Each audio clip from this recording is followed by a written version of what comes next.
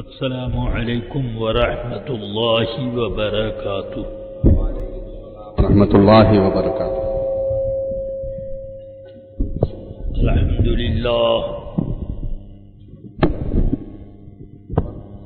الحمد للہ نحمده ونصلي ونسلم على رسوله الكريم وعلى آله وأصحابه أعلى الصلاة وأحلى التسليم، أما بعد فأعوذ بالله من الشيطان الرجيم، بسم الله الرحمن الرحيم،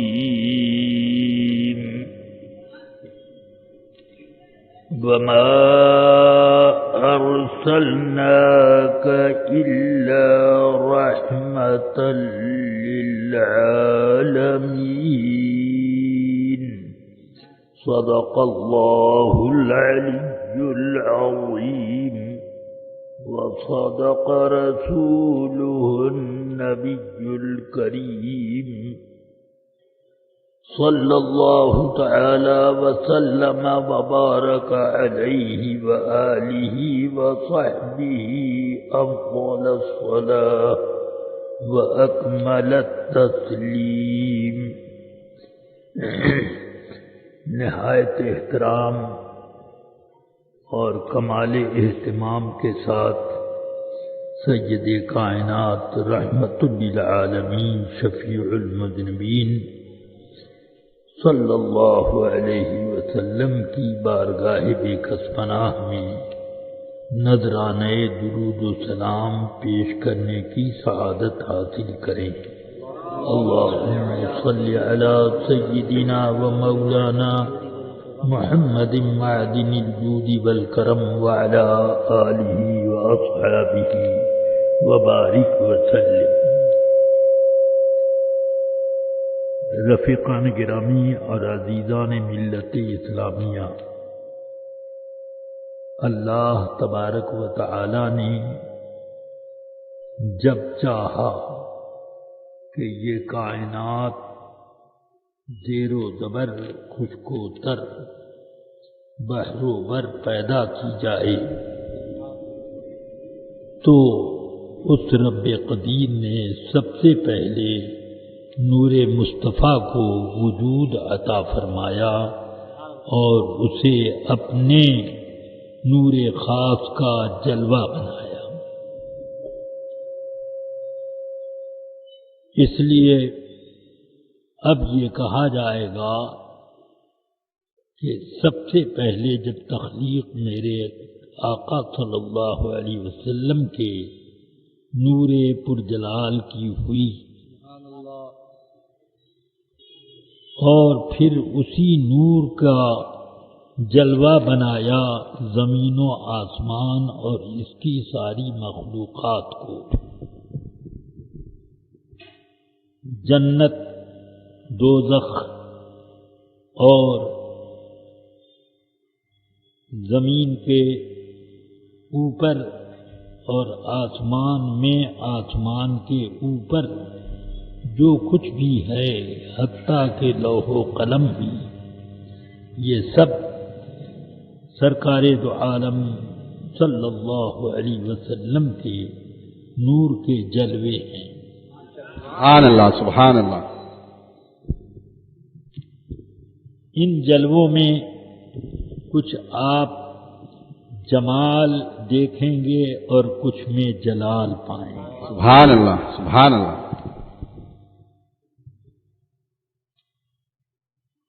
اس سے کیا آپ کو یہ سمجھ میں نہ آیا کہ جب ہر عالم کی ہر شے کی تخلیق میں نور مصطفیٰ کو اللہ تعالی نے دخیل بنایا، سبحان اللہ، تو سب اپنے وجود میں انہی کی طرف راجع ہیں اور وہی مرجع کائنات۔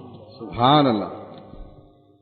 اس لیے اللہ تعالی نے فرمایا وما ارسلناک الا رحمۃ للعالمین، ساری کائنات کے لیے ہم نے آپ کو رسول بنایا۔ تو کائنات کا کوئی ذرہ ایسا نہیں جو آپ کے فیض و برکات اور رحمتوں سے مستغنی ہو سکے، سب محتاج ہیں ان کے، سب پر کرم کی بارش ہے میرے آقا صلی اللہ علیہ وسلم کی، مگر یہ ان کا بہت بڑا کرم ہے کہ وہ ہر عالم کی رحمت ہیں، مگر اپنے لیے جو چیز پسند فرمائی وہ ان ہم غلاموں کا جھرمٹ پسند، سبحان اللہ سبحان اللہ، وہ ہر عالم کی رحمت ہیں، کسی عالم میں رہ جاتے، وہ ہر عالم کی رحمت ہیں، کسی عالم میں رہ جاتے، یہ ان کی مہربانی ہے کہ یہ عالم پسند آیا۔ سبحان اللہ سبحان اللہ، اسی وجہ سے ساری مخلوقات میں انسان کو فضیلت ملی اور انسان اشرف المخلوقات کہا گیا۔ رب قدیر نے بھی فرمایا کہ وَلَقَدْ كَرَّمْنَا بَنِي آدم، ہم نے آدم کی اولاد کو بڑی بزرگی عطا کی، سبحان اللہ، کہ ان کے رنگ و روپ میں اللہ تعالی نے اپنے محبوب کو بھیجا، مگر یہ نہ سمجھ لیں کہ یہ رنگ و روپ آدمیوں کو پہلے ملا اور بعد میں رسول پاک کو، بلکہ حقیقت تو یہ ہے کہ جو روپ اللہ کے خزانے میں سب سے بہتر تھا، وہ شکل و صورت اور وہ روپ اپنے محبوب کے لیے مخصوص فرمائی، سبحان اللہ سبحان اللہ، اور جس ماحول میں آپ کو بھیجنا تھا ان کو بھی اسی روپ کا جلوہ عطا کیا ہے۔ اسی لیے تو قرآن حکیم میں فرمایا والتین والزیتون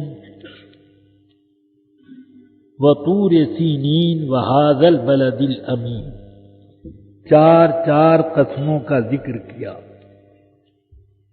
کہ ان چار قسموں کے بعد فرمایا لقد خلقنا الانسان فی احسن تقویم، ہم نے انسان کو سب سے بہتر قوام میں وجود دیا، سبحان اللہ سبحان اللہ، سب سے بہتر رنگ و روپ میں رکھا، کہ وہ روپ سب سے بہتر جو تھا وہ اس کے محبوب مکرم نبی معظم سیدنا رسول اکرم صلی اللہ علیہ وسلم کا رنگ و روپ، سبحان اللہ سبحان اللہ، وہ روپ عطا کیا۔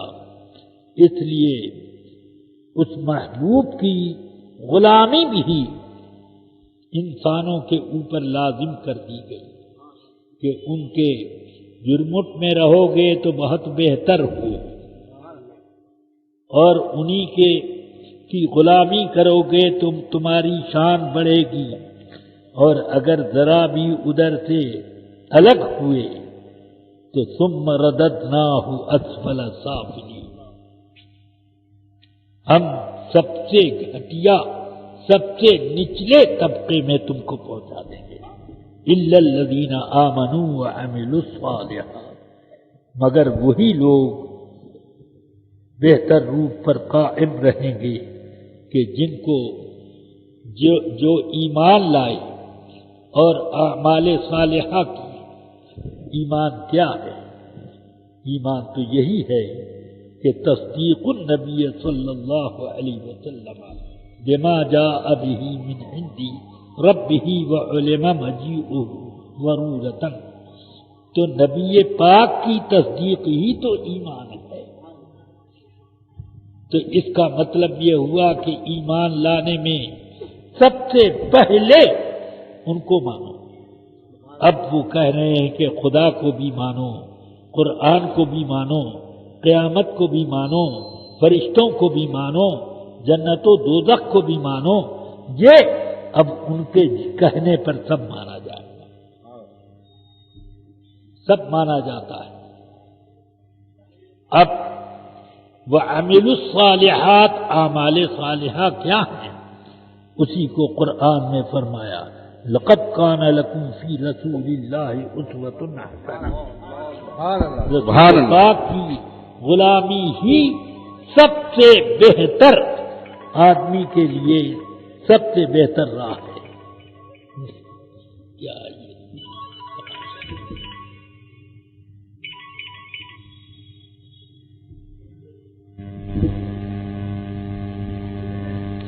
سب سے بہتر عمل، سب سے بہتر زندگی کے اطوار اور اخلاق میرے آقا صلی اللہ علیہ وسلم کی غلامی ہی میں ملے گے۔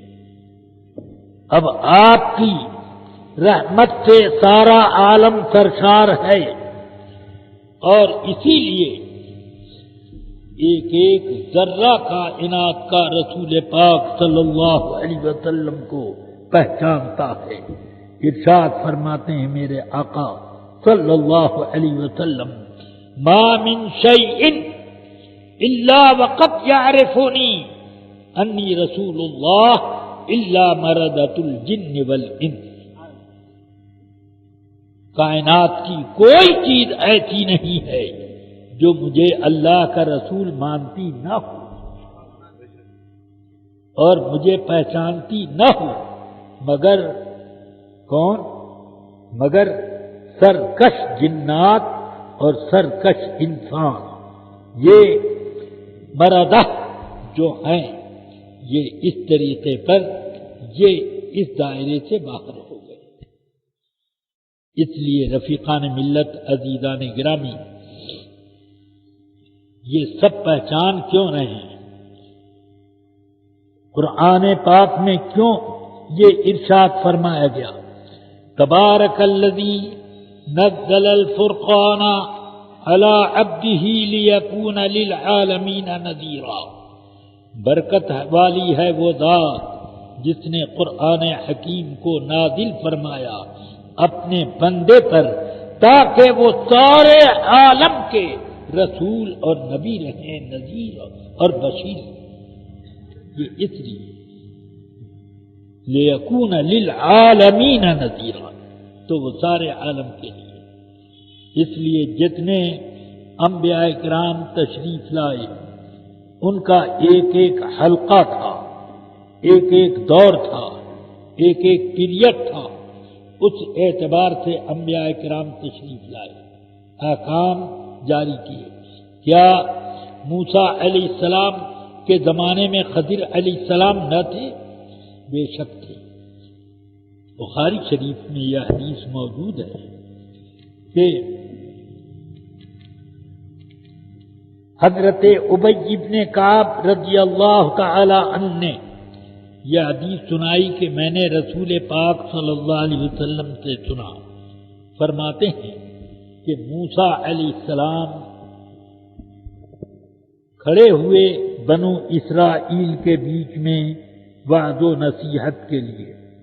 اتنے میں ایک شخص آیا، اس نے عرض کی هل تعلم احدا اعلم منک؟ کیا آپ اپنے سے بڑا عالم بھی کسی کو جانتے ہیں؟ جانتے ہیں کہ ہے آپ سے بڑا بھی کوئی عالم ہے؟ تو انہوں نے برجستہ فرمایا لا، میں تو یہ نہیں جانتا کہ مجھ سے بھی بڑا کوئی عالم ہے۔ تو اللہ تعالی کو حضرت موسیٰ علیہ السلام کا یہ جواب ناپسند ہوا، اس لیے کہ انہوں نے اپنے علم کے اعتبار سے جواب دے دیا، جو چیز معلوم نہ تھی اس کے بارے میں وہ یہ کہتے کہ اللہ بہتر جانے۔ تو اس لیے فوراً اللہ نے وحی اتاری، بلا عبدنا خضر، کیوں نہیں، آپ سے بڑے عالم ہمارے بندے خضر علیہ السلام۔ تو انہوں نے اللہ سے دعا کی، کیف لقیہ، ان کی ملاقات کیسے ہوگی؟ اے اللہ، ان سے ملاقات کرنا چاہتا ہوں۔ اللہ نے فرمایا وہ مجمع البحرین پر ملیں گے، یعنی بحیرہ روم اور بحیرہ فارس دونوں کے سنگم پر ملیں گے۔ اور اللہ نے ایک مچھلی ان کے لیے نشانی کے طور پر بتا دی کہ اپنے توشیدان میں ایک مچھلی بھون کر رکھ دو، جب جس جگہ وہ مچھلی تمہارے توشیدان میں سے اچھل کر بھاگ جائے وہیں قریب میں دیکھو۔ سبحان اللہ، سبحان اللہ۔ موسیٰ علیہ السلام اپنے خادم حضرت سیدنا یوشع ابن نون علیہ السلام کو لے کر ساتھ میں چلے۔ یوشع ابن نون علیہ السلام وہ نبی ہیں کہ موسیٰ علیہ السلام کے بعد انہی کو جانشینی ملی۔ ان کی وفات کے بعد موسیٰ علیہ السلام کی جانشینی حضرت یوشع ابن نون کو ملی۔ حدیث شریف میں آیا کہ ایک مرتبہ جہاد میں گئے، عصر کا وقت قریب آ گیا اور جہاد میں ان کو سبقت مل رہی تھی، آگے بڑھتے جا رہے تھے اور مغلوب ہو رہے تھے لوگ۔ انہوں نے یہ سوچا کہ اگر اسی طرح جنگ ہوتی رہی دن ڈوب جائے گا اور ہماری فتح باقی رہ جائے گی، اور دوسرے دن وہ سب تازہ دم ہو کے آ جائیں گے تو پھر اثر نو ایک جنگ چلے گی۔ اس لیے آپ نے پورے جلال کے ساتھ حضرت یوشع ابن نون علیہ السلام نے سورج کی طرف دیکھا، یہ ڈوبنے جا رہا ہے، یہ اتنا قریب ہو گیا، فرمایا اپنی جگہ پر ٹھہر جا، جب تک ہمارا جہاد پورا نہ ہو جائے تو آگے نہ بڑھنا۔ سبحان اللہ۔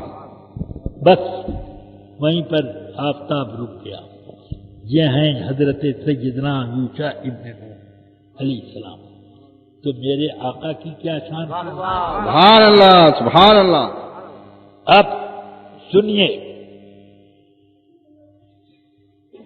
موسیٰ علیہ السلام بحیرہ فارس کے کنارے کنارے چلتے چلتے آگے بڑھتے چلے جا رہے ہیں روم کی طرف۔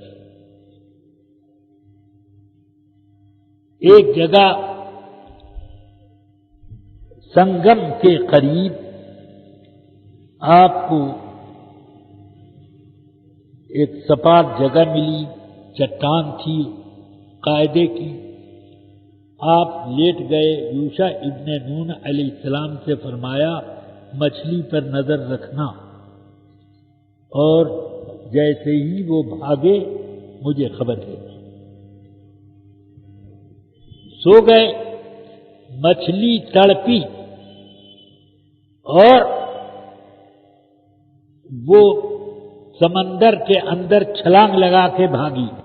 واتخذ سبیلہ فی البحر سربا، اور سمندر میں وہ اس طرح جا رہی تھی کہ اس کے جانے سے پوری سرنگ تیار ہو گئی۔ حالانکہ مچھلی جب چلتی ہے تو آگے سے پانی پھٹتا ہے اور پیچھے سے ملتا جاتا ہے، مگر وہ مچھلی جس طرح سے گئی بالکل وہ کھوکھل پانی وہاں کھوکھلا پڑا ہوا۔ قرآن مجید میں فرمایا واتخذ سبیلہ فی البحر سربا۔ حضرت یوشع ابن نون علیہ السلام نے سوچا کہ نبی سو رہے ہیں، نیند میں کوئی وحی آ رہی ہوگی، جگانا مناسب نہیں، اس لیے وہ مؤدب رہے اور یہ سوچا کہ بیدار ہوں گے تو میں بتا دوں گا، جلدی کیا۔ موسیٰ علیہ السلام اٹھے، دیکھا ارے اتنا دن ہو گیا، اتنا وقت نکل گیا، جلدی کرو، جلدی آگے بڑھو، ابھی بہت راستہ باقی ہے۔ یہ کہہ کر کے اب وہ اس جھٹکے میں یوشع ابن نون علیہ السلام بتانا بھول گئے۔ اب وہ ایک دن ایک رات دونوں چلتے رہے۔ قرآن مجید کی سورہ کہف میں 15ویں پارے کے اخیر اور 16ویں کے شروع میں یہ پورا واقعہ موجود ہے، اور حدیث بھی جو میں سنا رہا ہوں بخاری شریف میں موجود ہے، جس میں کچھ زیادہ تشریحات ہیں۔ تو اب موسیٰ علیہ السلام ایک دن رات چلتے رہے، فرماتے ہیں کہ آتنا غداءنا لقد لقینا من سفرنا ھذا نصبا، لاؤ ہمارا کھانے کا سامان لاؤ، یہ چٹان سے لے کر یہاں تک کا سفر ہم کو تھکا، اس نے ہم کو بہت تھکا دیا اور بھوک سے نڈھال کر دیا۔ رسول پاک صلی اللہ علیہ وسلم فرماتے ہیں اس کے پہلے کا سفر جتنا تھا، موسیٰ علیہ السلام کو نہ بھوک لگی اور نہ موسیٰ علیہ السلام کو تھکن کا احساس ہوا، مگر جو چٹان پر سے سو کر اٹھے اور چلے تھے، تھکن اور بھوک کا غلبہ ہوتا رہا۔ 24 گھنٹہ چلنے کے بعد اب انہوں نے کہا لاؤ بھائی کھانا۔ تب جھٹ یاد آ گیا حضرت سیدنا یوشع ابن نون علیہ السلام کو۔ تو کہتے ہیں کہ ارأیت اذ ارأیت اذ اوینا الی الصخرۃ انی فقدت الحوت، وہیں پر مچھلی کود کر چلی گئی اور میں بھول گیا آپ کو بتانا، وما انسانیہ الا الشیطان ان اذکرہ، اور بھلاوے میں شیطان نے مجھ کو ڈال دیا کہ میں آپ سے ذکر نہ کر سکا۔ فرمایا کہ ذالک ما کننا نبغی، وہی جگہ تو ہم لوگ تلاش کر رہے تھے، اسی کے لیے چلے اور تم نے بتایا نہیں، ہم کو ایک دن رات کا اور لمبا سفر کرنا پڑا۔ چلو تو فرتدا علی آثارہما قصصا، الٹے قدم اب یہ لوگ واپس آئے۔ جب اس چٹان کے پاس پہنچے جس پر موسیٰ علیہ السلام پہلے سو چکے تھے، اسی کے قریب دیکھا کہ ہری چادر اوڑھے ہوئے ایک شخص سویا ہوا ہے۔ آپ نے سمجھ لیا کہ خضر علیہ السلام کے علاوہ کوئی نہیں۔ سبحان اللہ، سبحان اللہ۔ آپ ان کے پاس کھڑے ہوئے اور وہ چادر اس طرح تانے تھی کہ حدیث شریف میں فرمایا کہ ایک طرف کا کنارہ دونوں پاؤں کے نیچے دبا لیا تھا اور ایک کنارہ اپنا سر کے نیچے دبا لیا تھا، بالکل اسی میں روپوش تھے۔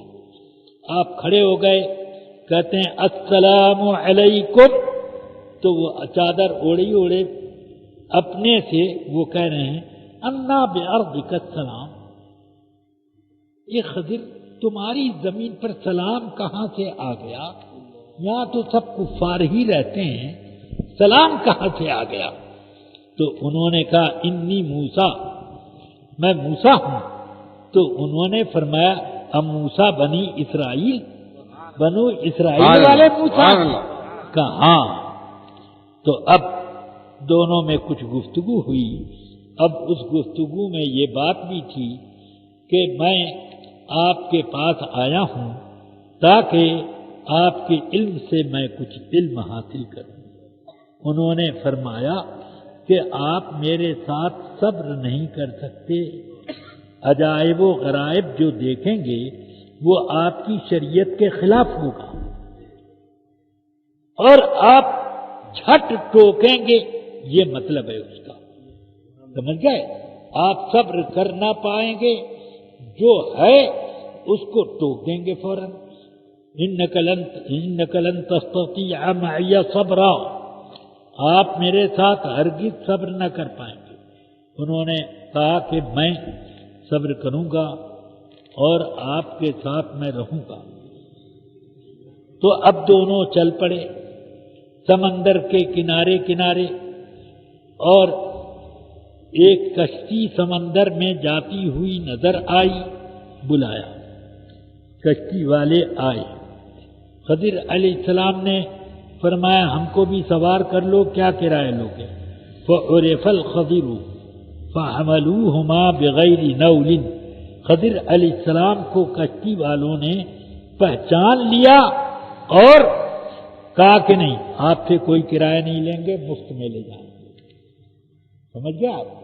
تو یہ بزرگوں کی خدمت کا ایک طریقہ آج کا نہیں ہے، بہت زمانے سے یہ بدعت چل رہی ہے۔ سبحان اللہ، سبحان اللہ۔ سمجھ گئے؟ بغیر کرائے کے لے گئے۔ اب راستے میں بیچ سمندر میں خضر علیہ السلام نے اپنی کلاڑی سے اس کا ایک تختہ اکھیڑ دیا، اندر پانی آنے لگا اور جلدی سے ایک دوسری لکڑی کو خراد کر اس سے بسولہ لگا کے ٹھیک ٹھاک کیا اور اس میں ایک کھونٹی ایسے ٹھونک دی کہ نیچے سے پانی نہ آئے۔ موسیٰ علیہ السلام نے دیکھا کہ تختہ توڑ دیا، جھٹ بولے کہ آپ نے یہ کیا کیا؟ کیا آپ چاہتے ہیں لتغرق اہلہا کہ کشتی والوں کو ڈبوئیں؟ انک جئت شیئا امرا، آپ نے یہ ذرا ناپسندیدہ کام کیا۔ یہ موسیٰ علیہ السلام کی شریعت کے مطابق وہ ناپسندیدہ کام، ٹھیک کہ کیوں؟ وہ فرماتے ہیں کہ عملونا بغیر نول واردت ان تغرق اہلہا فخرقتہا، تو آپ کو بغیر کرائے کے تو ان لوگوں نے سوار کیا اور آپ نے اس کا بدلہ یہ دیا کہ اس کشتی کو توڑ کر سارے کشتی والوں کو ڈبونے کا انتظام کیا۔ انہوں نے کہا کیا میں نے یہ نہیں کہا تھا کہ لن تستطیع معی صبرا، میرے ساتھ صبر نہیں کر پاؤ گے؟ کہ یہ میں بھول گیا تھا، ہاں، اور بھول چوک کو معاف کر دیا جاتا ہے۔ فلا ترہق من امری عسرا، میرے معاملے میں زیادہ آپ سختی نہ کریں۔ تو ٹھیک ہے، پھر گئے آگے کنارے، جب پہنچ گئے دونوں اترے، آگے بڑھے۔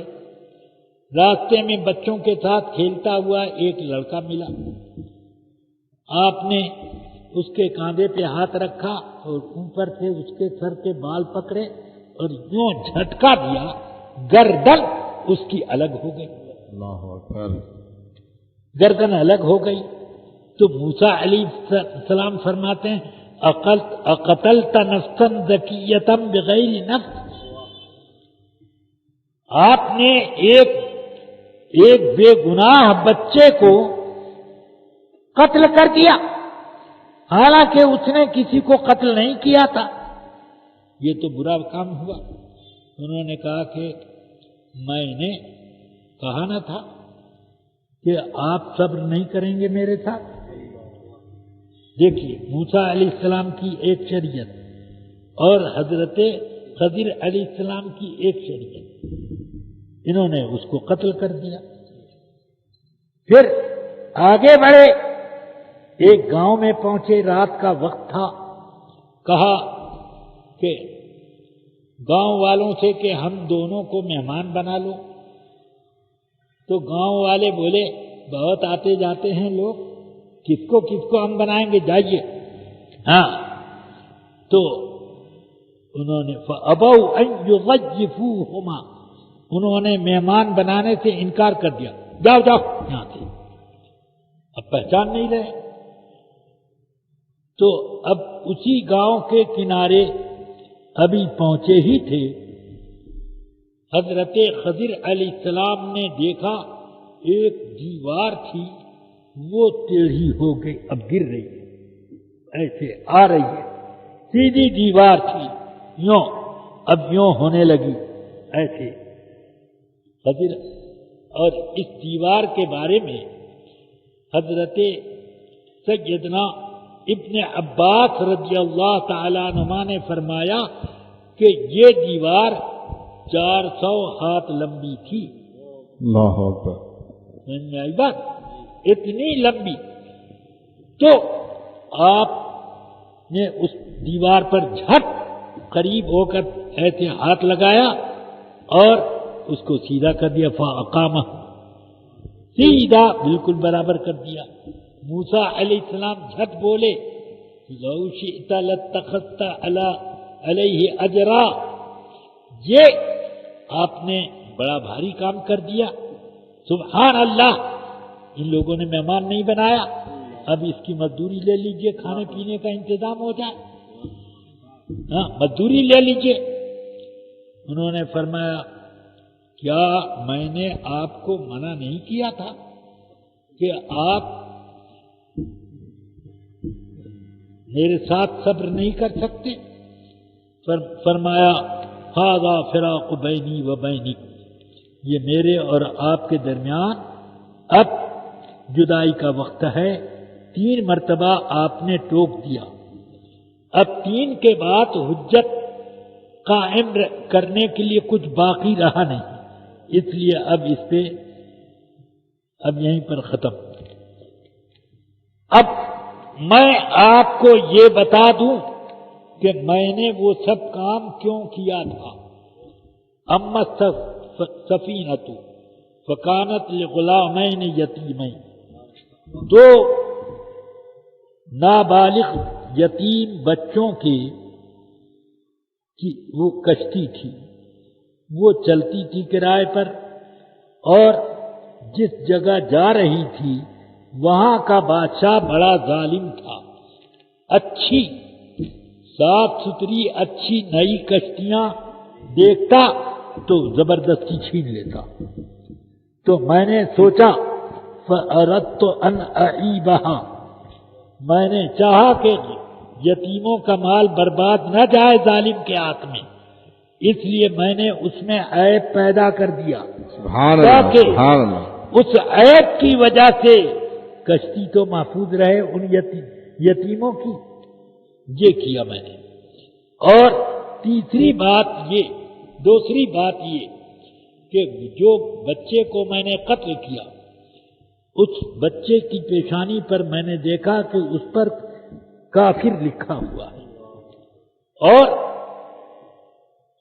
میں نے یہ بھی جان لیا کہ اس کے ماں باپ بڑے نیک اور مطیع فرما بردار اللہ کے، یہ بچہ ان دونوں کو بھی کافر بنا دے گا، لہذا میں نے سد باپ کے لیے اس کو قتل کر دیا۔ اور مجھے معلوم ہے کہ اللہ اس کے بدلے نیک صالح بچی ان دونوں کو عطا کرے گا، سبحان اللہ، سبحان جو اللہ۔ ان دونوں ماں باپ کی بخشش کا ذریعہ بنے، اس لیے میں نے اس کو راستے سے ہٹا دیا، اس لڑکے کو راستے سے ہٹا دیا۔ یہ دیکھیے موسیٰ علیہ السلام کی شریعت کیا ہے اور خضر علیہ السلام کی شریعت کیا ہے؟ خضر علیہ السلام مستقبل کی جو چیز ابھی وجود میں آئی نہیں، جرم ثابت نہیں ہوا، مگر وہ ان کے نزدیک ان کی شریعت میں یہ تھا کہ ایسے لوگوں کو راستے سے الگ کر دیا، صاف کر دیا، ان کی شریعت میں۔ موسیٰ علیہ السلام کی شریعت میں تھا کہ جب تک جرم ثابت نہ ہو سزا نہ دی جائے۔ سمجھ میں آئی بات؟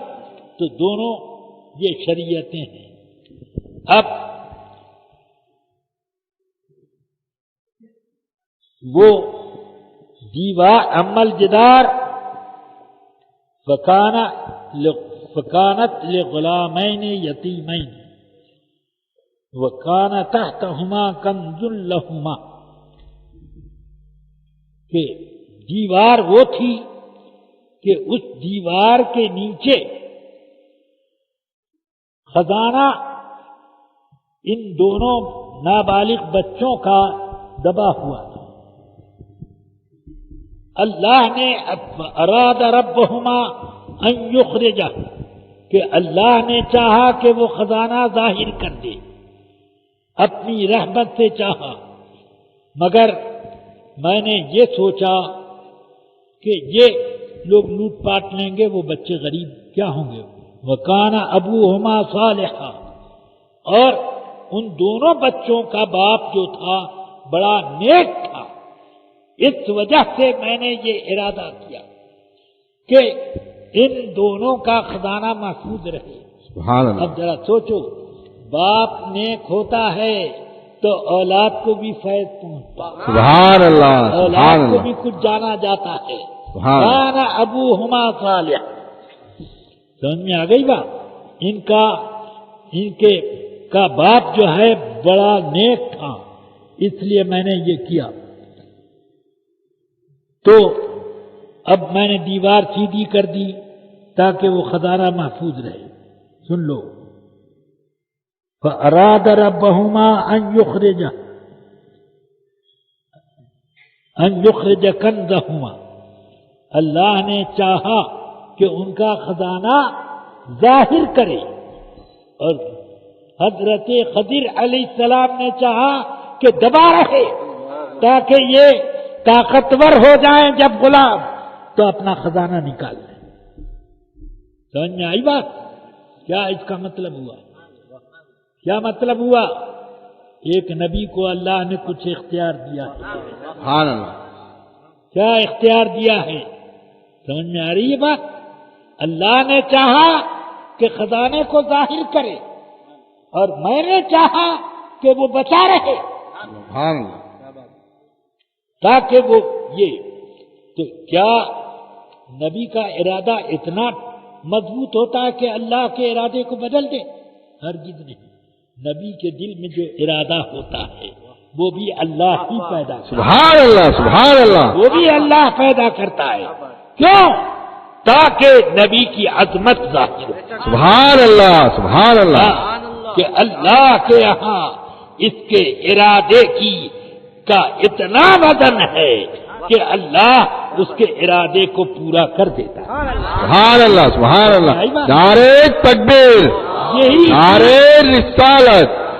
یہی چیز وہابیوں کو سمجھ میں نہیں آئی، اللہ، سبحان اللہ۔ اس لیے وہ کہہ دیتے ہیں کہ اللہ کے حکم کو نبی بھی بدل نہیں سکتا۔ ارے بے وقوف، اللہ کے حکم کو نبی اللہ ہی کے حکم سے بدلتے ہیں۔ سبحان اللہ، سبحان اللہ۔ جو بدلتے ہیں وہ اللہ کی مرضی ہوتی ہے۔ کیا قرآن میں نہیں پڑھا کہ وَلَسَوْفَ يُعْطِيكَ رَبُّكَ فَتَرْضَىٰ، اللہ آپ کو وہ مرتبہ دے گا کہ آپ اس پر راضی ہو جائیں۔ حضرت ام المومنین عائشہ صدیقہ کی یہ حدیث بخاری میں موجود ہے، فرماتی ہیں کہ رسول پاک صلی اللہ علیہ وسلم سے میں نے عرض کی، یا رسول اللہ ما ارا ربک الا وقد یصارع فی ہواک، میں آپ کے رب کی شان ایسی دیکھتی ہوں کہ آپ کی خواہشات پوری کرنے میں جلدی فرماتا ہے، سبحان اللہ سبحان اللہ جلدی فرماتا ہے۔ تو یہ ذرا سوچئے، حضور رسول پاک صلی اللہ علیہ وسلم ایک طرف فرما رہے ہیں، مکہ فتح کرنے کے بعد خطبہ دیا، اور اس خطبے میں فرماتے ہیں مکے کو اللہ نے حرم بنایا۔ یہ حدیث بھی بخاری مسلم وغیرہ میں پڑھ لی ہے۔ مکے کو حرم بنایا، کسی آدمی نے نہیں حرم بنایا، اس لیے یہاں کی گھاس، کٹیلا، درخت یہ کاٹے نہ جائیں، کاٹے نہ جائیں۔ یہ اللہ کا حکم ہے کہ یہ حرم ہے، یہاں کی گھاس چھیلی نہ جائے، درخت کاٹے نہ جائیں، توڑے نہ جائیں، اور یہاں کے کٹیلے بھی اکھیڑے نہ جائیں۔ سمجھ میں آ گئی بات؟ یہ اللہ کا حکم ہے۔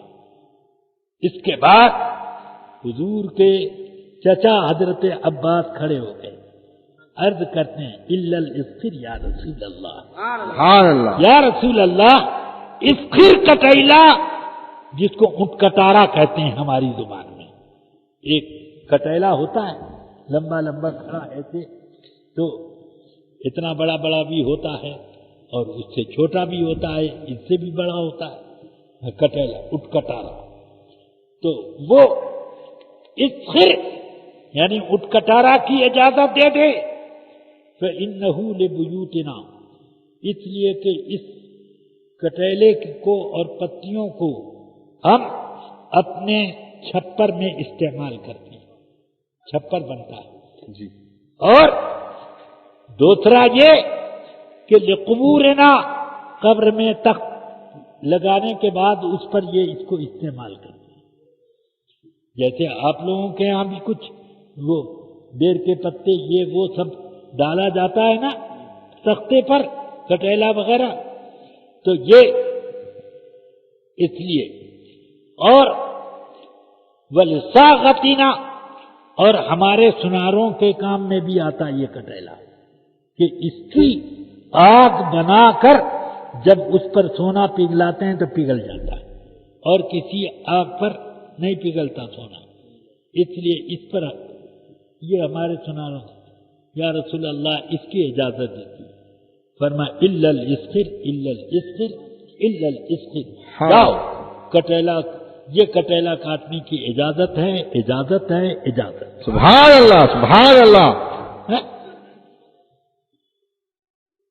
قربانی کے جانوروں کا تعین اللہ تعالی نے کر دیا کہ اتنی اتنی عمر کے جانور ہونے چاہیے اور یہ عیب نہ ہونا چاہیے، وہ سب بتا دیا۔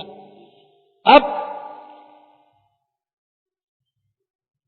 وقت بھی بتا دیا گیا کہ قربانی کب کی جائے۔ رسول پاک خطبہ دے رہے تھے، فرمایا آج کے دن ہمارا پہلا کام یہ ہے، عید الاضحیٰ میں نماز پڑھانے کے بعد آپ نے خطبہ دیا، آج کے دن کا ہمارا پہلا کام یہ ہے کہ ہم 2 رکعت نماز پڑھیں، اور دوسرا کام یہ ہے کہ ہم نماز کے بعد اپنی قربانیاں پیش کریں۔ حضرت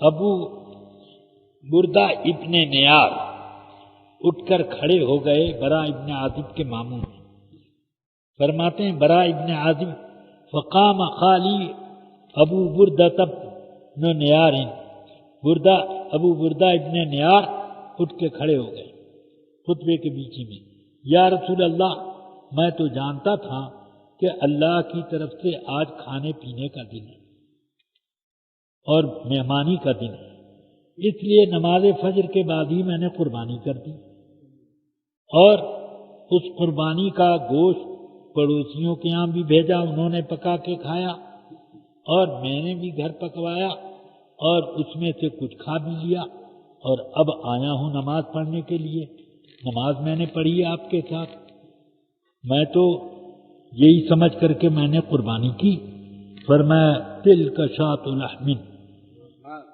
وہ تمہاری قربانی نہ ہوئی، گوشت کھانے کی بکری ذبح ہو گئی۔ تو کہتے ہیں یا رسول اللہ اب تو میرے پاس کوئی جانور ہے نہیں، ایک چھوٹا سا 6 مہینے کا بکری کا بچہ ہے، موٹا تازہ ہے مگر 6 مہینے کا۔ سرکار اب میں کیا کروں، 1 سال کا بکرا چاہیے اور یہاں تو 6 مہینے کا، 1 دن بھی کم ہو تو قربانی نہ ہو سال پورا ہونے میں، اور یہاں تو پورے 6 مہینے باقی۔ اب سرکار اب میں کیا کروں؟ فرمایا دیکھیے تمام وہ صحابہ جو بڑے بڑے اجلہ صحابہ ہیں، جن میں حضرت ابو بکر و عمر بھی ہیں، حضرت عثمان و حیدر بھی ہیں، حضرت سعد ابن ابی وقاص، سعید ابن زید اور زبیر ابن عوام، عبد الرحمن ابن عوف، ابو عبیدہ ابن الجراح، ایسے بڑے بڑے عشرہ مبشرہ بھی ہیں، اور بھی سب لوگ ہیں۔ ابو بردہ ابن نیار کھڑے ہو گئے، حضور نے فرمایا جا وحی عنک فإنما تجزئ عنک ولن تجزئ عن احد بعدک، جاؤ اپنے وہی 6 مہینے کے بکری کے بچے کی قربانی کر دو، تمہاری ہو جائے گی، سبحان اللہ، اور کوئی سبحان اللہ۔ نہیں ہوگی۔ میرے آقا سب کا حکم ایک طرف رکھتے ہیں کہ اس کی وہ کرے تو نہیں ہوگی، اور ایک کو اجازت دیتے ہیں۔ سمجھ گئے آپ؟ اس طرح کی اگر میں حدیثیں سنانے لگوں تو کتنی حدیثیں اس موضوع پر مل جائیں گی۔ اب یہ کہ 4 سے زیادہ کوئی نکاح نہ کرے، اور ایک صحابی کو اس سے زیادہ کی اجازت دیتی۔ قرآن مجید میں کیا وہ فَانكِحُوا مَا طَابَ لَكُم مِّنَ النِّسَاءِ مَثْنَىٰ وَثُلَاثَ وَرُبَاعَ، 4 ہی پر تو ختم، مگر حضور نے کسی کو زیادہ کی اجازت دے دی۔ اور عدل و انصاف کوئی کر سکے تو 1 سے زیادہ بھی کر سکتا ہے قرآن کے حکم سے۔ فَإِن لَّمْ تَعْدِلُوا فَوَاحِدَةٌ، عدل نہ کر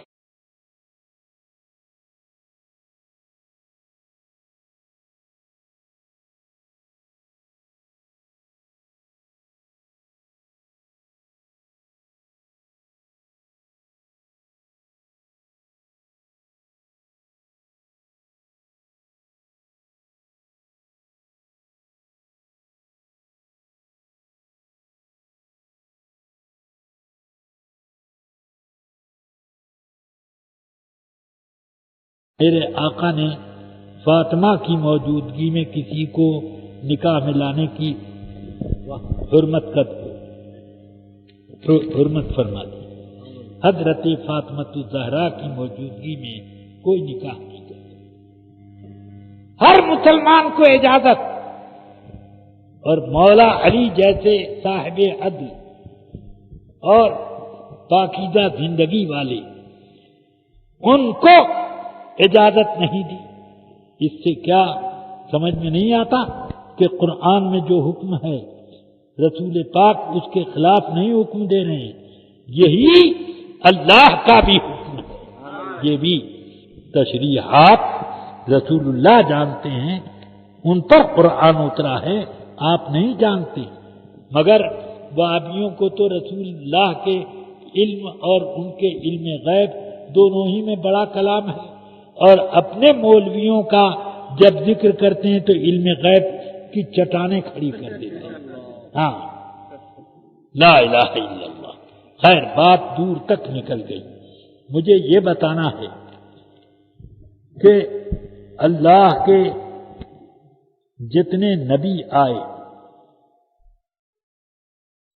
سب کی شریعتیں الگ، رقبہ الگ، وقت الگ، قوم الگ، سب کا یہی رہا۔ مگر میرے آقا صلی اللہ علیہ وسلم آئے تو اللہ نے فرمایا قل یا ایھا الناس انی رسول اللہ الیکم جمیعا. سبحان اللہ سبحان اللہ. اے پیارے محبوب آپ اعلان کر دیں اے سارے لوگوں جو موجود ہو جو غیر حاضر ہو جو معدوم ہو ابھی بعد میں کمی پیدا ہوگی سب سن لو میں سب کی طرف رسول بنا کر بھیجا. سبحان اللہ سبحان اللہ. اسی وجہ سے میں دیکھتا ہوں کہ صحابہ کرام رضوان اللہ علیہم اجمعین میں کسی انصاری کا ایک اونٹ پاگل ہو گیا. جس مسلمان کو یا جس آدمی کو دیکھتا اس کو کاٹنے کے لیے دوڑتا، بعض کو زخمی بھی کر دیا اس نے. لوگ جان چھڑا کے بھاگے. حضور کو خبر دی گئی کہ ایک اونٹ ایسا پاگل ہو گیا ہے. یا رسول اللہ، فرمایا کس کا اونٹ ہونا؟ نے فرمایا کہ کہاں ہے وہ اونٹ، پتہ لگاؤ.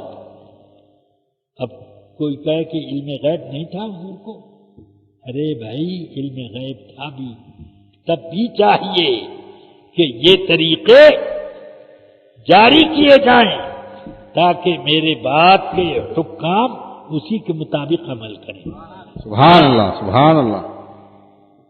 تو اب آقا کائنات صلی اللہ علیہ وسلم نے فرمایا کہاں ہے وہ اونٹ؟ کسی نے عرض کی فلاں باغ میں ہے. تو سرکار اٹھے اور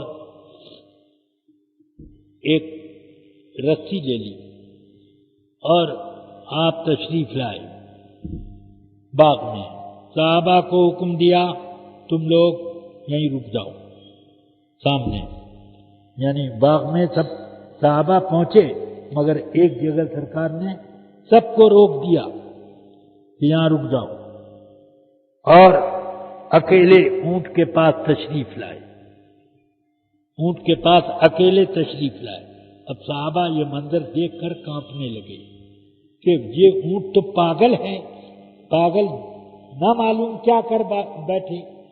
اس لیے سرکار نے اپنے ہاتھ کی رسی لی اور اس کو پکڑ کے نکیل پہنا دی. وہ اپنا منہ حضور کے گوشے مبارک کے قریب لایا اور کچھ ایسے ہونٹ ہلائے. سرکار نے فرمایا یہ کس کا اونٹ ہے؟ ایک صحابی آگے بڑھے، لو یہ اس کو پکڑو، یہ مجھ سے شکایت کر رہا تھا، یہ اونٹ مجھ سے شکایت کر رہا تھا کہ میرا مالک جب تک میں جوان تھا مجھ سے خوب کام لیتا رہا، جب میں کام کے لائق نہ رہا تو یہ اس نے مجھ کو چھوڑ دیا، اب کھانے پینے کو بھی نہیں دیتا، میں بھوک سے نڈال ہو کر پاگل بن گیا. فرمایا کہ یہ مجھ سے شکایت کر رہا تھا. سن لو یہ بے زبان جانور ہیں، یہ اللہ کی امانتیں ہیں تمہارے ہاتھ میں. جب تک یہ کام کے لائق ہیں ان سے کام لو، جب کام کے لائق نہیں ہیں تو یا تو بیچ دو یا ان کو ذبح کر کے کھا لو، ان کو اذیت میں مبتلا نہ کرو. تو یہ کیا میرے آقا صحابہ کرام عرض کرتے ہیں یا رسول اللہ جب آپ اس کے قریب گئے تو ہم لوگ دل میں بالکل سخت خوف زدہ ہوئے، کپ کپی طاری ہونے لگی کہ کہیں سرکار آپ پر حملہ نہ کر دے. تو سرکار مسکرا کر فرماتے ہیں کہ ما من شیء الا وقد یعرفنی انی رسول اللہ. کوئی بھی چیز ایسی نہیں ہے جو مجھے اللہ کا رسول نہ مانتی ہو. سمجھ میں آئی بات؟ جب سب چیزیں اللہ کا رسول آپ کو مانتی ہیں تو پھر رسول اللہ کی وہ امتیں ہی تو ہیں۔ اس لیے رسول پاک ان پر اپنی رحمتوں کی بارش کرتے ہیں۔ اب یہ اونٹ کو کتنی اذیت تھی، اس اذیت سے پناہ دے دی، اور اس ضمن میں تمام پالتو جانوروں کے بارے میں انسانوں کو حکم دے دیا۔ ایک غزوے میں صحابہ کرام تشریف لے گئے۔ اس غزوے میں جہاں ان لوگوں نے اپنے خیمے لگائے، وہ چیونٹیوں کا بڑا زبردست وہاں پر وہ تھا، اب کاٹنے لگی چیونٹیاں، تو امیر لشکر نے کہا کہ یہاں پورا یہ آگ لگا دو تاکہ ان چیونٹیوں کا چھتا ہی ختم ہو جائے، نہ رہے۔ سرکار کو خبر ملی جب کہ اس طرح سے کیا ہے تو جلال میں آئے، فرماتے ہیں سن لو، اللہ تعالی نے آگ کا عذاب اپنے لیے ہاتھ میں رکھا ہے، اس کے علاوہ کسی کو حق نہیں ہے کہ آگ کا عذاب دے، کسی کو جلایا جائے، اگرچہ وہ کاٹنے والی چیونٹی ہو، اس کو بھی جلایا نہ جائے۔ اب اس سے کیا آپ اندازہ نہیں کرتے کیا کون کون سی چیزیں سرکار سے رحمت کا فیض اٹھا رہے ہیں۔ جناتوں کو سورہ جن پڑھیے تو آپ کو سمجھ میں آئے گا کہ رسول پاک صلی اللہ علیہ وسلم کی کتنی رحمت ملتی ہے۔ حضور صلی اللہ علیہ وسلم نے، یہ حدیث ہے ترمذی وغیرہ کئی کتابوں میں، فرمایا جب تم لوگ پتھر ڈیلے سے استنجا کرو تو کرو، مگر ہڈی اور سوکھے ہوئے گوبر کے ٹکڑوں سے نہ کرو، فإنها زاد اخوانکم من الجن، یہ تمہارے جنات بھائیوں کی غذا ہے۔ بھائی کہنے سے مطلب یہ ہوا جناتوں میں جو مسلمان ہیں وہ ان کی یہ غذا ہے۔ اب بڑی تعجب میں پڑ گئے لوگ کہ یہ غذا کیسے، گوبر بھی کوئی کھاتا ہے؟ تو بیہقی شریف میں حدیث ملی، فرمایا رسول پاک صلی اللہ علیہ وسلم کہ جب یہ ہڈی اٹھاتے ہیں تو کسک لحم، فوراً اس پر گوشت چڑھ جاتا ہے اور اس کو وہ کھاتے ہیں، اور جب یہ سوکھے ہوئے گوبر کا مینگنی کا کوئی ٹکڑا اٹھاتے ہیں تو انقلبت تمرتن، فوراً وہ اللہ کے حکم سے کھجور ہو جاتی ہے، کھجور ہو جاتی ہے، وہ اس سے کھاتے ہیں۔ سمجھ گیا آپ؟ یہ بالکل ویسے ہی ہوا کہ کھیت میں لوگ گندی گندی چیزیں ڈالتے ہیں کہ کھاد بنے اور غلہ زیادہ پیدا ہو، تو اس غلے کو حرام کیوں نہیں آپ مانتے؟ اس لیے کہ وہاں حقیقت بدل گئی، وہ نجاستوں کا پانی، رس، جو کچھ بھی گیا اس میں سب کی حقیقت بدل گئی۔ گیہوں ہو گیا، باجرہ ہو گیا، یا لیمو کا پھل ہو گیا، اسی طرح مٹر کی پھلیاں ہو گئیں وغیرہ وغیرہ، کیا کیا ہوتا ہے، یہ سب ہوتا ہے انقلابت، یہ سب انقلاب پیدا ہو، حقیقت بدل گئی۔ جب حقیقت بدل گئی تو اس کا حکم الگ ہے۔ جیسے نمک کی کان میں اگر کوئی مردار جانور اسی میں پڑے پڑے نمک ہو گیا تو اس نمک کا کھانا جائز، سمجھ گیا؟ وہ کھانا جائز۔ اوپلا چولہے میں ڈالا گیا، راکھ ہو گیا تو وہ راکھ ناپاک نہیں ہے، وہ پاک ہو گئی۔ سمجھ میں آ گئی بات؟ کیونکہ حقائق بدل گئی۔ اس لیے یہ سب چیزیں. اب سرکار کی شان یہ ہے کہ ملائکہ کرام پر رحمتوں کی بے حساب بارش ہوتی. ہم لوگوں کو تو سرکار کی بارگاہ میں حاضری کی سعادت جتنی مرتبہ چاہے ملے، مگر فرشتوں کے ایک قطار اللہ تعالی نے پیدا کی ایسی 70,000 حدیث میں ہے میرے آقا کا فرمان. 70,000 فرشتے صبح کے وقت میری بارگاہ میں درود و سلام کا نذرانہ پیش کرنے آتے ہیں. سبحان اللہ اور سبحان صبح اللہ سے شام تک مجھ پر درود پڑھتے رہتے ہیں، سلام پڑھتے رہتے ہیں. پھر شام کو ان کی چھٹی ہوئی، دوسرے 70,000 آئے. سبحان اللہ پوری رات صبح تک میرے اوپر سلام پڑھتے رہتے ہیں.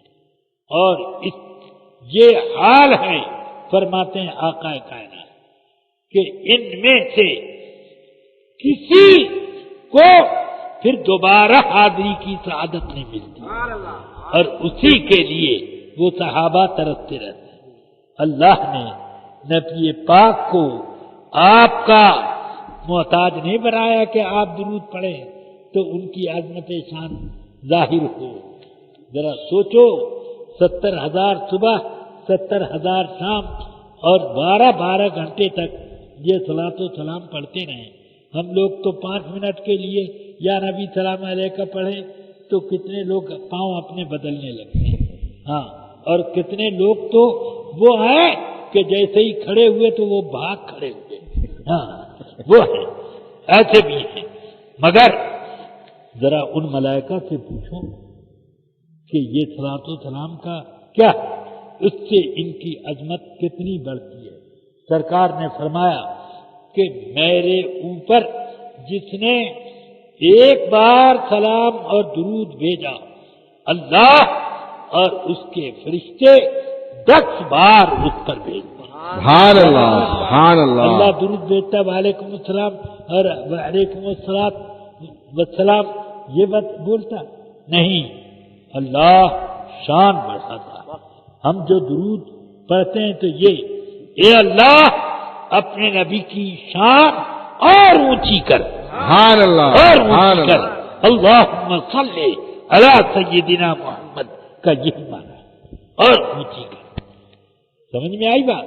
اسی لیے قرآن میں اللہ فرماتا ہے یا ایھا الذین آمنوا صلوا علیہ وسلموا تسلیما.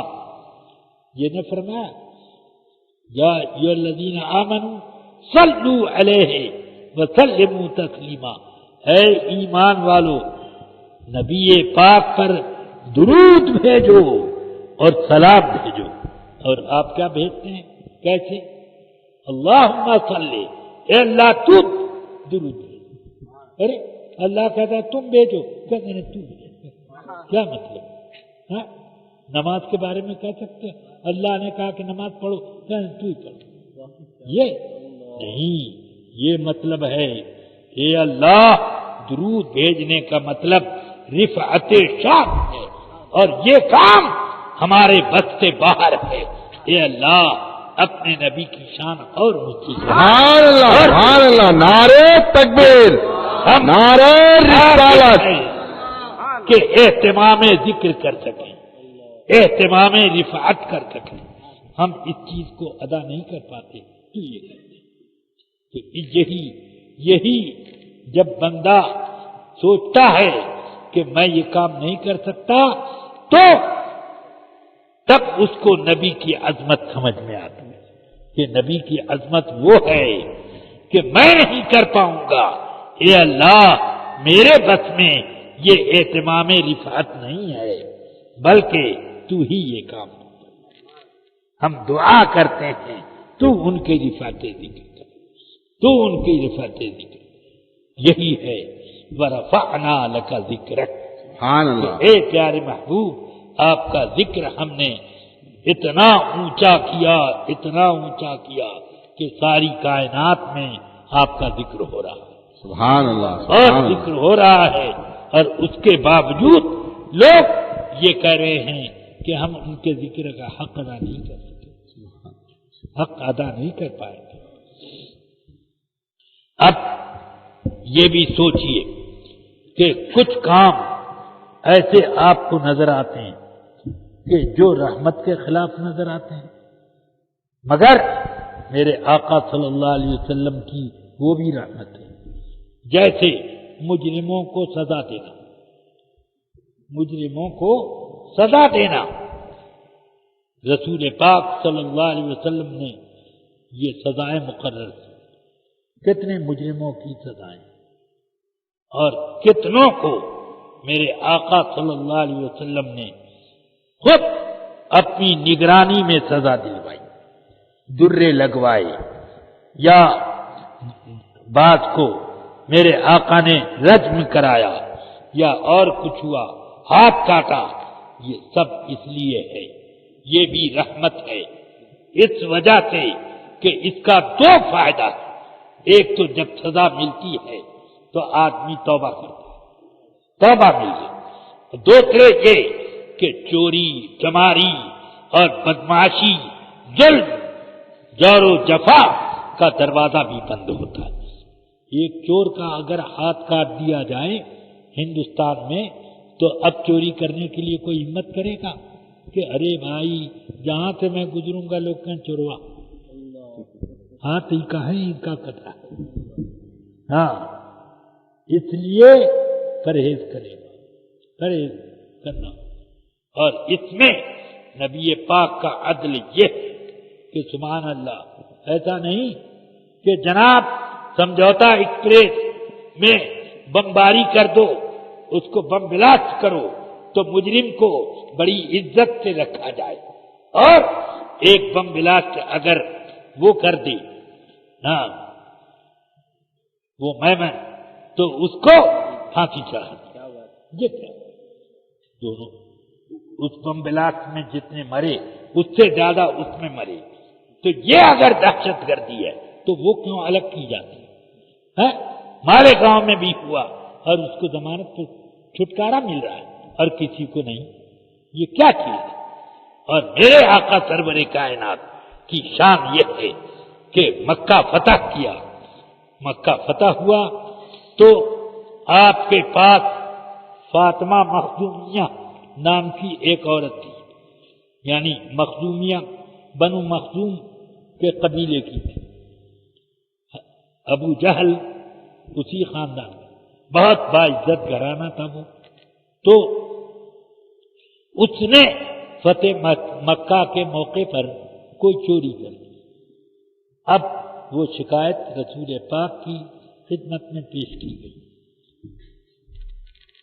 تو اب اس کی سزا گواہوں سے جب ثابت ہو گیا کہ اس نے چوری کی، اس نے اعتراف بھی کر لیا، تو اس کے خاندان کے بڑے بوڑھے لوگوں نے اسامہ ابن زید کان حب رسول اللہ صلی اللہ علیہ وسلم، حضور کے بڑے ہی چہیتے تھے اسامہ ابن زید، ان کی کوئی فرمائش رسول پاک رد نہیں کرتے تھے۔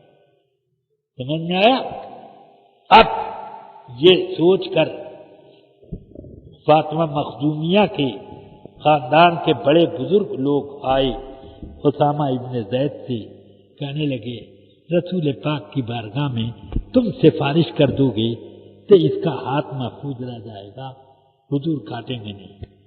سرکار کے پاس اسامہ ابن زید آئے، یا رسول اللہ اس کی پہلی غلطی ہے، معاف فرما دیں اور توبہ اللہ کروانے میں معاف کر دیں۔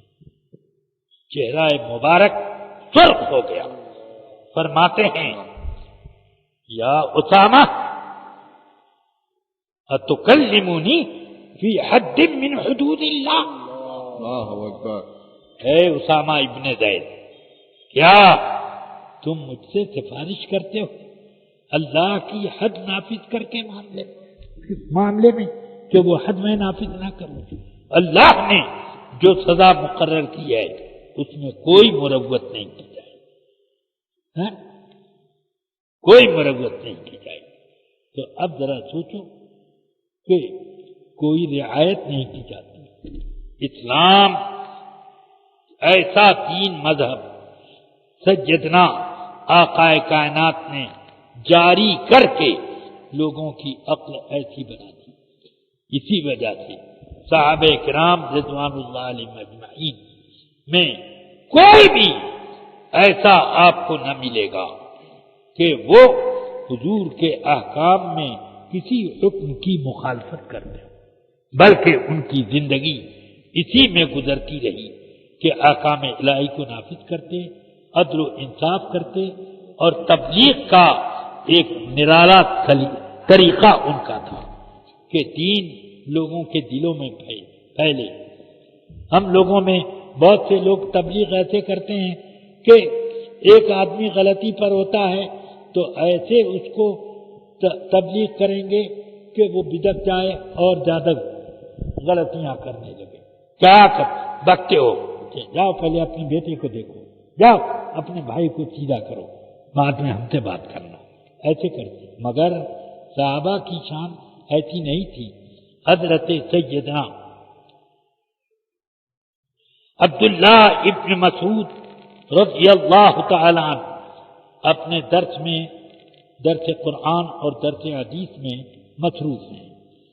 اتنے میں ایک بہت پرانے صحابی، مکے میں ظلم و جور بہت انہوں نے سہا تھا، دھاکتی ہوئی آگ پر جن کو لٹا دیا گیا اور بدن کی چربی سے آگ بجھی، تب وہ بچے.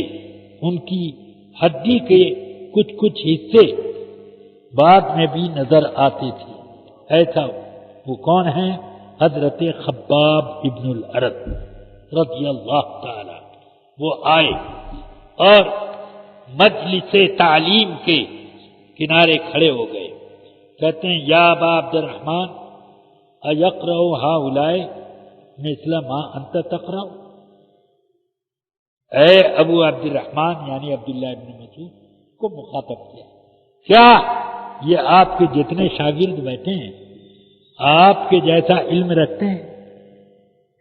فرمایا نعم، ہاں رکھتے ہیں. اگر چاہو تو کسی کو میں پیش کر دوں. کہاں دے دوں؟ علقمہ ابن قیس کو سامنے کر دیں. علقمہ ابن قیس نخعی کو سناؤ. تو اتنے میں ابن عدیر بولے ہم میں سب سے اچھے قاری تو ہے نہیں کہ ان کو ادھر بھیج دیا. انہوں نے کہا سن، میرے اور تیرے اس کے اور تیرے خاندان کے بارے میں جو رسول پاک نے کہا ہے، اگر جی میں آئے تجھے تو میں سنا دوں تجھ کو. رسول پاک نے اس کے خاندان کے بارے میں کہا الفقہ یمانیہ والایمان یمانی جن، کہ یمن والے لوگوں کے پاس فقہ ہے دین کی اور ایمان یمن والوں کا ایمان ہے. یہ وہ خاندان ہے. اس کے خاندان کے لوگ جب قبیلے اشعری والے لوگ آئے تو حضور نے یہ اس طرح تیرے خاندان کے بارے میں جو کہا وہ میں کیا بتاؤں. اب حضرت سیدنا علقمہ ابن قیس نخعی نے ان کو اپنے علم کی کچھ مثالیں دی تو انہوں نے سن لیا. کہا کہ بس. حضرت عبداللہ ابن مسعود فرماتے ہیں کیف وجدتا، کیسا پایا ان کو؟ کہا کہ نہیں بہت خوب پایا. تو اب چپ بیٹھ گئے. دیکھ لیا خباب ابن الارت سونے کی انگوٹھی پہنے. تو یہ نہیں کہتے ہیں آپ صحابی رسول ہو کر کے سونے کی انگوٹھی پہنتے ہیں، یہ نہیں کہا. یہ بھی تو کہا جا سکتا تھا. مگر تبلیغ جس سے کی جا رہی ہے اس کا مرتبہ بھی دیکھا جاتا ہے، اس کا مزاج بھی دیکھا جاتا ہے، ماحول بھی دیکھا جاتا ہے. اس طرح سے اب یہ فرماتے ہیں الم یعنی ان یلقا ھذا الخاتم، کیا اس انگوٹھی کے اتارنے کا وقت نہیں آیا ہے؟ ہاں یوں کہا، اس انگوٹھی کے اترنے کا وقت نہیں آیا ہے۔ انہوں نے نکالی اور نکال کے یوں پھینکی کہ آج کے بعد ایسی انگوٹھی میرے ہاتھ میں آپ نہ دیکھیں۔ یہ دیکھتے ہیں، یہ شان، یہ میرے آقا کی فیض صحبت کے اثرات۔ سبحان اللہ۔ یہ اس طرح رسول اکرم صلی اللہ علیہ وسلم اس ماحول میں تشریف لائے جس ماحول میں طاقتور کمزوروں کو ستاتا تھا، جس میں پیسے والا غریبوں کو پر ظلم اور جفا کرتا تھا۔ وہ ماحول تھا کہ مرد اپنی بیویوں اور عورتوں اور کو کے ساتھ بہت سختیاں برتتے تھے، ہڈیاں توڑ دیتے۔ کسی کے ماں باپ کی یہ جرأت نہیں کہ اس میں کوئی بول سکے، ایک کسی لڑکی کے، کسی عورت کے باپ کو یہ مت، یہاں تک کہ اگر اس کا شوہر مر جاتا تو اس عورت کے سسرال والے اس کو اپنے میکے نہیں جانے دیتے، بلکہ اپنے گھر ایک باندی بنا کر گوبر اٹھانے کے لیے اور گھر کی صفائی کے لیے یہی کام لیتے تھے، اسی کام میں اس کو مصروف کرتے۔ یہ کیفیت تھی۔ اور عورتوں کے ساتھ تو یہ تھا، کسی کی بیٹی پیدا ہوئی تو بیٹیاں زندہ دفن کر دی جاتی تھی۔ قرآن مجید میں ہے اذا بشر بالانثى ظل وجهه مسودا وهو كظيم، جب اس کو یہ خوشخبری دی جاتی کہ تمہارے گھر بیٹی پیدا ہوئی تو اس کا منہ صدمے سے کالا ہو جاتا تھا۔ ظل وجهه مسودا وهو كظيم، غم سے نڈھال ہو جاتا اور چہرہ صدمے سے سیاہ۔ یہ کیفیت تھی قرآن مجید میں۔ مگر میرے آقا صلی اللہ علیہ وسلم تشریف لائے تو انہوں نے لوگوں کو بیویوں کے ساتھ اور بچیوں کے ساتھ حسن سلوک کا طریقہ بتایا۔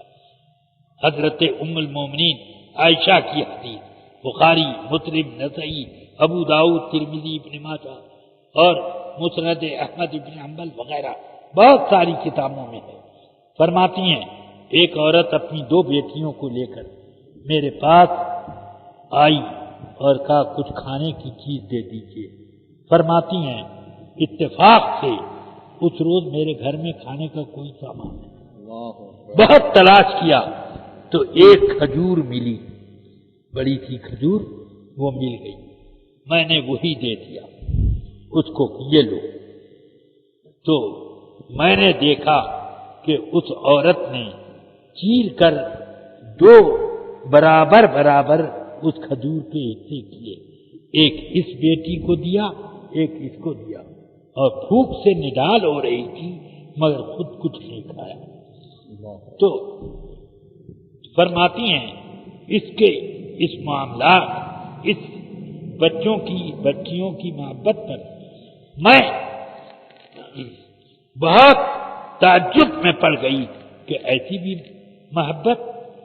تو تھوڑی دیر کے بعد آقا کائنات میرے گھر میں تشریف فرما ہوئے تو میں نے عرض کی یا رسول اللہ، میرے پاس ایک عورت آئی تھی، بھوک سے نڈال، 2 بچیاں تھیں، گھر میں کھانے کا کوئی سامان نہ تھا، ایک کھجور دی تو اس نے ادھر 2 حصہ کر کے دونوں بیٹیوں کھلا دیا، ولم تأکل منہا شیئا، اور اس کھجور کا ایک چھوٹا سا بھی حصہ خود نہیں کھایا۔ تو میرے دل میں بڑا تعجب آ گیا۔ فرماتے ہیں آقا کائنات صلی اللہ علیہ وسلم من ابتلیا من هذه البنات کن له سترا من النار، جو آدمی اپنی بچیوں کی وجہ سے مشکلات میں گرفتار ہے تو وہ بچیاں اس کو جہنم کے اس کے لیے جہنم کے آگے دیوار بن کے کھڑی ہو جائے، سبحان اللہ، اس کو جہنم میں جانے نہ دیں۔ ذرا سوچئے کیا شان ہے، کیا انداز ہے کہ سرکار بچیوں کو کیا بتائیں۔ حضور سرکار دو عالم صلی اللہ علیہ وسلم اپنی بچیوں سے کتنی محبت رکھتے تھے، ہیں؟ سرکار کے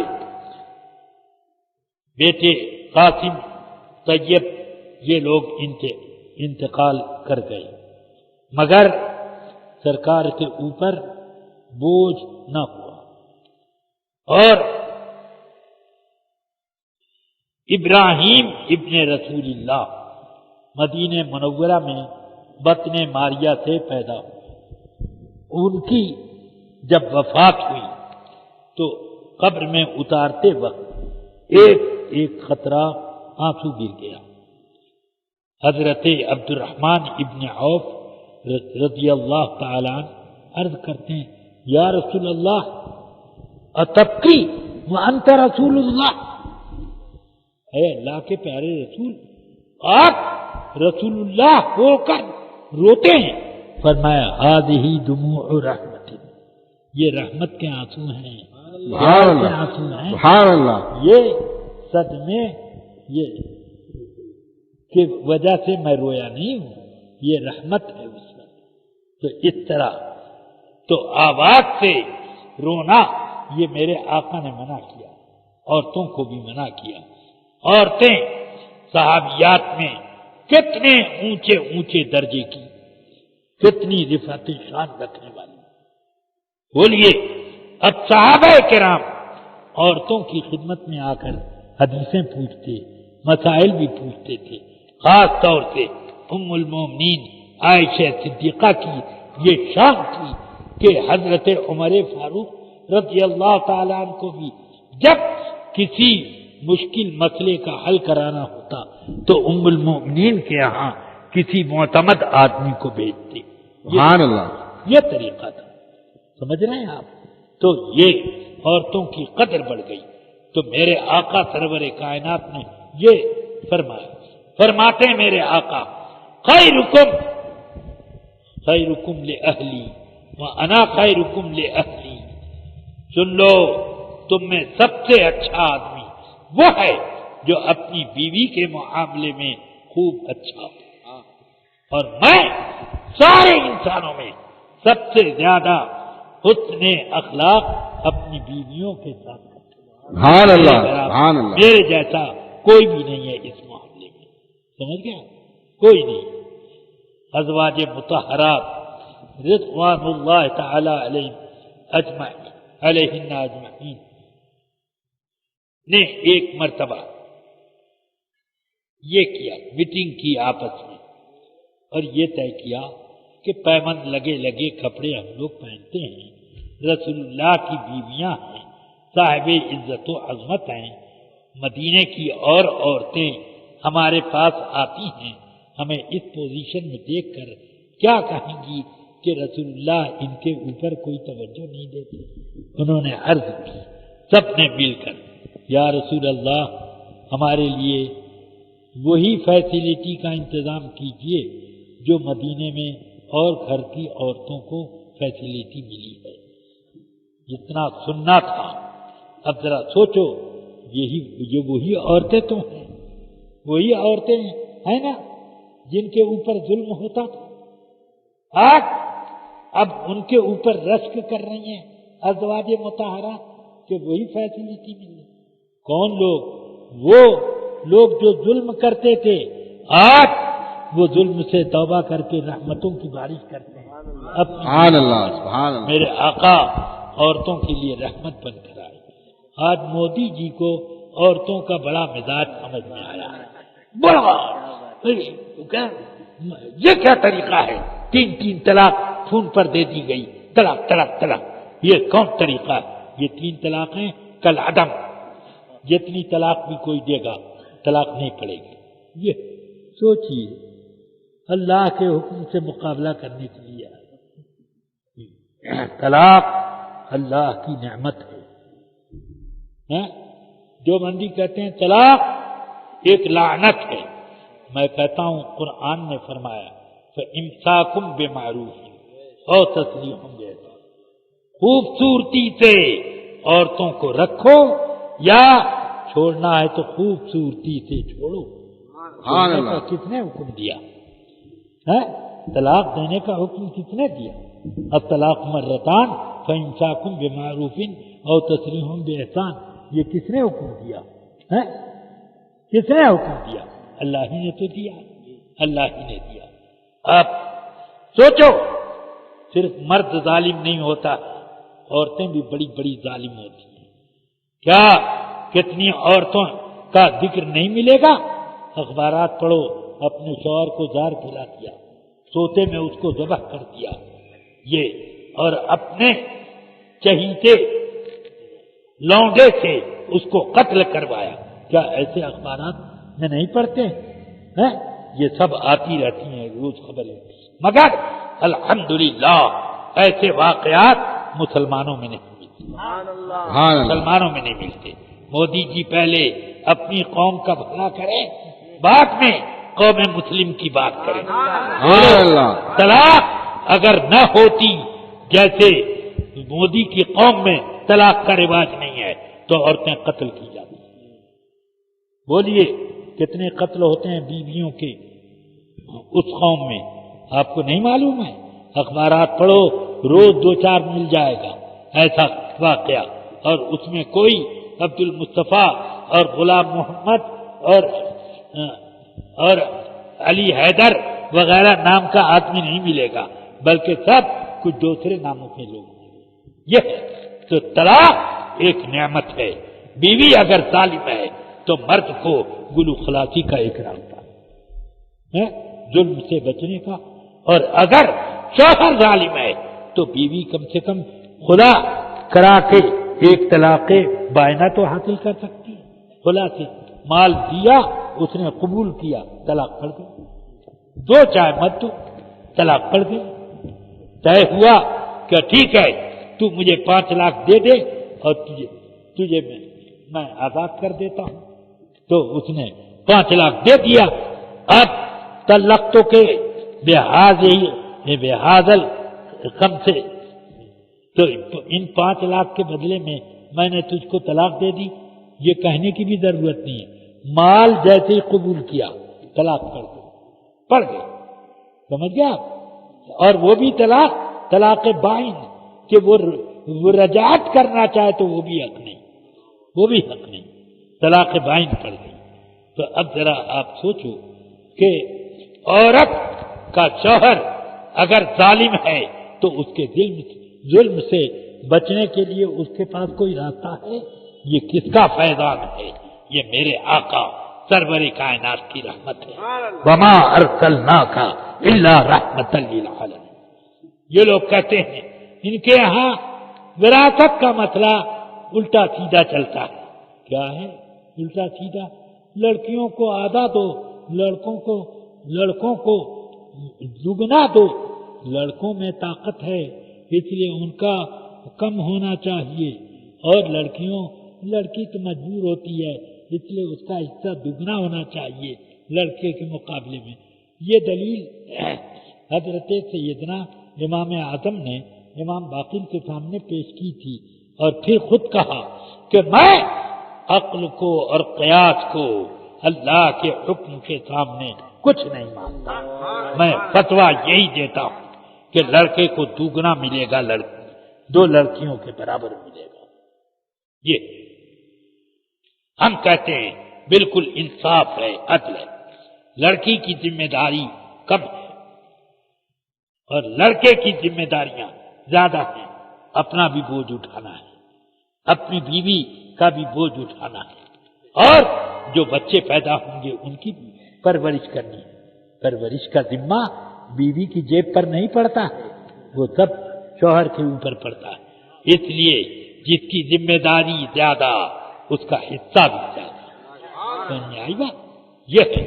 اور اب ان لوگوں کے ہاں جب کوئی رشتہ نہیں تو وراثت ختم نہیں ملے گی، ماموں کو نہیں ملے گی، نہ کوئی بیٹا ہے نہ بیٹی ہے نہ باپ ہے نہ ماں ہے نہ کوئی اور ہے، یہ ہے وہ ہے، چچا ہے نہ بھتیجا ہے، کوئی بھی عصبات میں سے اب نہیں ہے، اہل فرائض اور عصبات میں کوئی بھی نہیں ہے، تو اب مال کیا ہوگا؟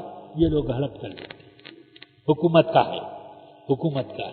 میرے آقا سرور کائنات صلی اللہ علیہ وسلم نے اولو الارحام کو تلاش کیا، ان میں جس کا اولو الارحام میں جس کی قوت زیادہ پائی گئی رشتے میں، کہ جس کا رشتہ زیادہ قوی ہے، اس کو دے دیا، اور اگر یہ بھی نہیں ہے تو اس کے میرے آقا نے فرمایا کہ اس کے محلے والوں پہ بانٹو۔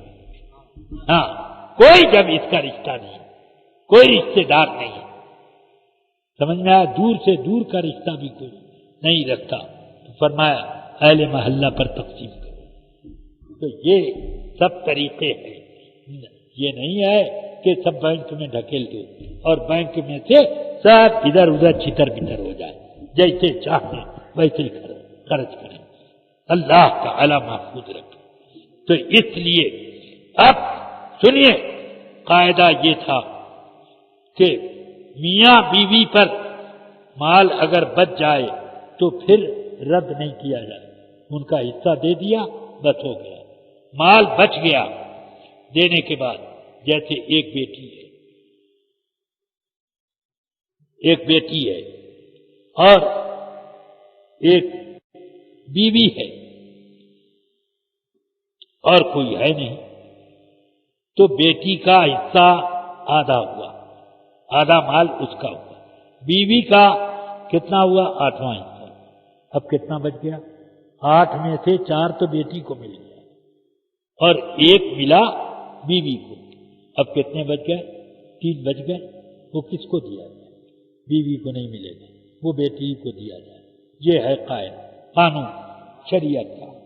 مگر جب بیت المال کا نظام بگڑ گیا تو امام قاضی خان رضی اللہ تعالی خود فرماتے ہیں کہ جب بادشاہوں نے بیت المال پر قبضہ کر لیا اور اس سے مال خیانت کے ساتھ لینے لگے، اس لیے اب لازم ہو گیا کہ بیت المال میں وہ نہ دیا جائے، بیوی پر رد کیا جائے، بیوی کو دیا جائے۔ سمجھ میں آئی بات؟ ہاں، بیوی کو دیا جائے۔ اس طرح کے بہت سے حالات پیدا ہوتے ہیں۔ تو یہ سب چیزیں ہم دیکھتے ہیں کہ رسول پاک صلی اللہ علیہ وسلم جو شریعت لے کر آئے، وہ شریعت وہی ہے کہ وما ارسلناک الا رحمۃ للعالمین۔ سبحان اللہ۔ سوچتے ہیں اللہ تعالی نے فرمایا کہ میں نے اپنی عبادت اور بندگی اور اپنی اطاعت کے لیے جن و انس کو پیدا کیا، مگر ہم نماز میں کھڑے ہو کر پڑھنا ہے، طاقت نہیں ہے تو زبردستی اس کو ڈنڈے میں باندھ کر کے چاروں طرف سے کوٹا گانٹ کے اب اس کو کھڑا کیا جائے۔ اللہ نے اجازت دی کہ بیٹھ کے پڑھے، بیٹھ نہیں سکتا تو لیٹ کے پڑھے۔ سمجھ میں آئی بات؟ یہ شریعت میں کتنی رحمتیں ہیں۔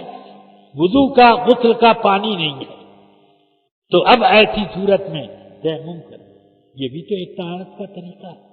یہ بھی فرماتے ہیں میرے آقا صلی اللہ علیہ وسلم، جو علت لنا الارض مسجدا و طہورا، زمین ہمارے لیے یعنی میرے اور میری امت کے لیے یہ سجدگاہ بنا دی گئی اور یہ طہارت کا سامان بنا دیا گیا کہ اس سے تم وضو غسل کا کام لے لو۔ تو فرماتے ہیں الصعید الطیب طہور المسلم ولو 10 سنین، کہ یہ پاک مٹی مسلمانوں کے لیے یہ طہارت کا سامان ہے، پانی کے حکم میں ہے یہ، اس لیے 10 سال تک اگر پانی نہ پائے تب بھی وہ تیمم کر کے اپنی نماز پڑھے۔ یہ کتنی آسانیاں ہیں۔ اس طریقے پر اب معذور جس کو ہر وقت پیشاب ٹپکتا ہے یا اس کو ہر وقت ریاح آتی رہتی، وضو کیا تب سے اٹھتے ہی اٹھتے ریاح نکل گئی یا پیشاب کا قطرہ نکل گیا یا اس کی نجاست خارج ہو گئی کوئی، تو اس طریقے پر وضو تو ٹوٹ گیا مگر معذور ہے وہ، تو اس کے لیے اللہ تعالی نے کتنی آسانی دے دی کہ ایک وقت میں اس نے وضو کر لیا، اب اس وضو سے جتنی نماز پڑھنی ہے اس وقت میں پڑھ لے، اس وقت میں پڑھ لے، اس کا وضو باقی۔ یہ سب عبادات میں اور معاملات میں دوسرے احکام میں سب میں اللہ تعالی نے اپنے حبیب کے صدقے میں ہمارے لیے بہت ساری سہولتیں رکھی۔ اللہ تعالی ہم سب کو صراط مستقیم پر چلنے کی توفیق عطا فرمائے۔ یاد رکھو کہ جن لوگوں نے رسول پاک صلی اللہ علیہ وسلم کو اپنے جیسا سمجھا ان لوگوں نے رحمت للعالمین مانا ہی نہیں ہے۔ ہاں، تو جو رحمت للعالمین آپ کو مانے گا وہ ہمیشہ ساری مخلوقات سے برتر۔ اسی آیت سے یہ بھی ثابت ہوا کہ میرے آقا آخری نبی ہے۔ اب اگر کوئی نبی پیدا ہو تو رحمت للعالمین کی رحمت ہی سے تو فیض یاب ہوتا رہے گا، تو اس کی ضرورت کیا ہے؟ رحمت بانٹنے کے لیے نبی آتے ہیں۔ اب وہ نبی آ گیا جو ساری کائنات کے لیے رحمت ہے، تو اس لیے ما کان محمد ابا احد من رجالکم ولکن رسول اللہ وخاتم النبیین، اس لیے ساری عالم کی رحمت ہونے سے ہی ثابت ہو گیا کہ یہ آپ آخری نبی، اس کے بعد اب کوئی نبی آنے والا نہیں۔ اسی لیے فرماتے ہیں انا خاتم النبیین لا نبی بعدی، میں آخری نبی ہوں، خاتم النبیین ہوں، یعنی میرے بعد لا نبی بعدی، کوئی نبی میرے بعد پیدا نہ ہوگا۔ فرمایا انا العاقب، میں سب سے آخری ہوں، انا المقفی، سارے نبیوں کا سلسلہ ختم کرنے والا میں، انا المقفی بعثت والساعۃ کہاتین، میں اور قیامت اس طرح سے آئے کہ میرے اور قیامت کے درمیان کوئی نبی حائل نہیں، بس میں، میرے بعد اب صرف قیامت آنی، میں آ چکا تو اب قیامت کا انتظار کرو۔ یہ مت انتظار کرو کہ کوئی نبی پیدا ہوں گے اب وہ نئے احکام لے کر کے آئیں گے، یہ کچھ نہیں۔ اس لیے جو لوگ رسول پاک کے ختم نبوت کا مطلب لیتے ہیں افضل النبیین، سارے نبیوں سے افضل، یہ کہتے ہیں، وہ لوگ رسول پاک کے ختم نبوت کا انکار کرتے ہیں، حالانکہ قرآن مجید کی کئی آیتوں سے، ایک آیت سے تو صراحتاً آپ کا آخری نبی ہونا ثابت ہوتا ہے، اور اس کے علاوہ دلالتاً یا اقتداءً کئی آیتوں سے میرے آقا کا آخری نبی ہونا ثابت ہوتا ہے۔ اللہ تبارک و تعالی ہم سب کو رحمت للعالمین کی رحمتوں سے مالا مال فرمائے۔ وآخر دعوانا ان الحمد للہ رب العالمین۔